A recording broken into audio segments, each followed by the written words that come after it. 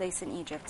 Of course, these problems and what is happening around us, plus the daily stress, is causing us to have troubles sleeping, eating, or even thinking about what's going to come or what is happening. All of that are considered negative sentiments or negative emotions that we have. Some people cannot get over them. Other people are trying to get over them. And to tell us more about how to do that effectively, I'd like to welcome Mr. Hossein Fahmy, the life coach. Good morning. Good morning. Good morning, Mr. Fahmy. First of all, we need to know badly what are the forms of negative feelings, because sometimes we have negative feelings and we cannot recognize it. Yeah, negative feelings or negative emotions. Mostly we have anger, we have sadness, we have fear. These are the most basic negative emotions that we experience, especially nowadays. You know, we have the revolution and rebellions and things like this. There is outrage, but I would like to say that from the human development point of view, these negative emotions, we consider them as informations, signals that our map of the world, our expectations, and our reality, they're not aligned, they're not in the same level. So this means that there's something wrong. We should take action about something. We either lower our expectations or we do something with our reality. So when we have something like this, we should deal with it in a positive way. What should we do? Rather, we should have our emotions rather than our emotions is having us. It's vice versa, because most people have their emotions having us. They are in a spiral downward negative experience because they don't know what to do. So I would really recommend that when we experience negative emotions, that we need to let it out, share it with some positive people. We don't want to sit with negative people or watch too many negative news or negative things, because this would actually put us in more awkward position. But isn't that isolating us more from the reality? You said that reality and some of our emotions or expectations are not aligned. Yeah. So if we, for example, consume less news about the revolution or about what's going on, wouldn't that be a more disappointment once we come back to reality? This is a good question. When we see the reality, we have the choice either to accept some things and reject some things, because if we take in our own responsibility that this is happening because we should do something about it, it's not fair for you. You're only responsible for yourself as a person, and when you are centered and you have a positive attitude, you can then influence others. But when you are always taking responsibility for everything that's happening, this is not fair for you and it will not help. So what we should do, we should practice somehow meditation and daily exercises to let these negative emotions, because Freud, one of his definitions of emotions, it's a stream of energy that is building up inside. And imagine if this energy is a negative energy, how would this affect your body and your physiology, and how is this also would transmit to your people around you, because emotions are actually energy in motions, so it spreads. So if I am angry, I would spread this anger energy around the people around me. So we have to control it and contain it with some positive ones.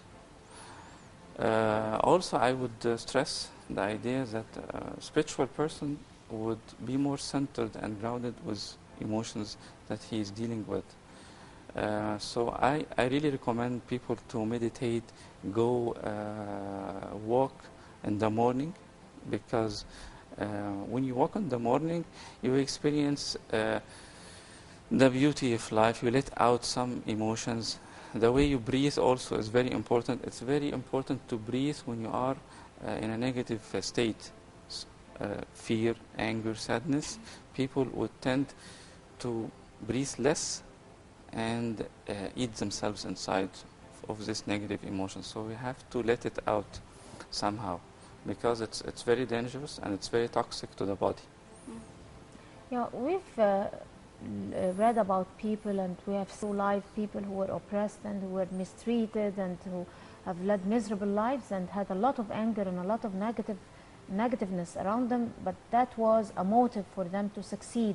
Yes. And achieve fame and success and prosperity. So how can we invest the negativeness around us? Yes. Sometimes negativeness could be a good, something positive. We can turn it into something positive. Yes, yes. How can we invest negativeness around us Yes. to be able to turn it into positiveness? They do this by changing the meanings, because if I change the meanings for an experience that I have, this would let me think in a positive way. So, for example, you said people who had frustrations in their lives or something like this, they take it in a challenge way. They don't go into self-contempt and having reflecting these negative emotions on themselves. So if I change the meaning and if I see things from a different perspective, things will change. So I will take it in a challenged way. I will pursue my life as a challenged person or someone who wants to do something. I have a motivation to go with it. For example, Muhammad Ali.